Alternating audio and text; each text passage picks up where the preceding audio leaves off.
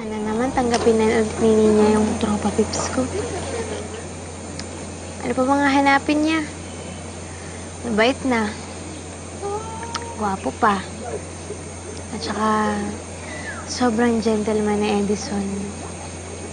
Siya kaya yung tipo ng tao na proud kang ipakilala sa mga magulang at kaibigan mo. I smell something fishy, oh. Uy, huwag kang ano dyan, ah. Naligo ako kanina. Hindi yun ang ibig kong sabihin. Ano? Feeling ko, gusto mo yung tropa pips mo. Uy, hindi ah. Si Edison? Tropa pips ko lang yan. Tsaka, mag-arrange ba ako ng date para sa kanya tsaka sa ex niya? Kung may feelings ako para sa kanya? Sige. Kung may sabi mo. Basta, yung love, parang utot. Kahit anong pigil mo, sasabog rin yan. At ang ending, lalayo ang gusto mong makatabi.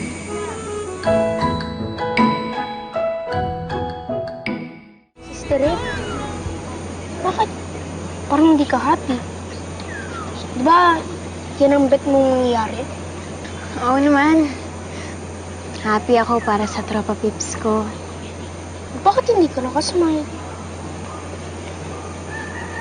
Yan na po, nakasmile na. Ay, parang alahas ni Mama Lu ang smile mo. Fake. Bakit kasi pinagpipilitan mo na may gusto ko kay Edison?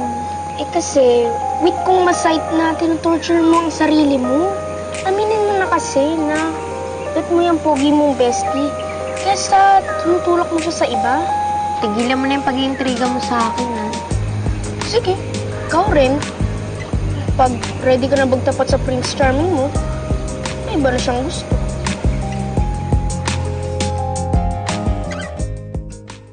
Parang, force.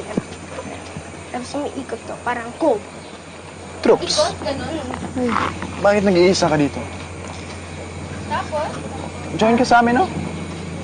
O baka iniisip mo naman si Isko. Hindi, ah. Hindi mo na ipaalala sa akin yung loko-lokong yun. Gusto ko na siyang kalimutan. Bakit nag-iisa ka dito? Pasensya na, Edison, ha? Medyo sumakit lang yung ulo ko sa init. Init pala. Yan. Yan, medyo gumana yung pakiramdam ko. Kaya nga. Ako nga dapat magpasalamat sa'yo, Kyla. Dahil sa surprise niyo, nakapag-decide ako na liligawan ulit si Nina. Thank you for bringing us back together.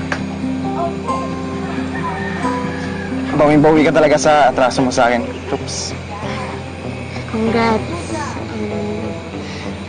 Good luck sa inyo.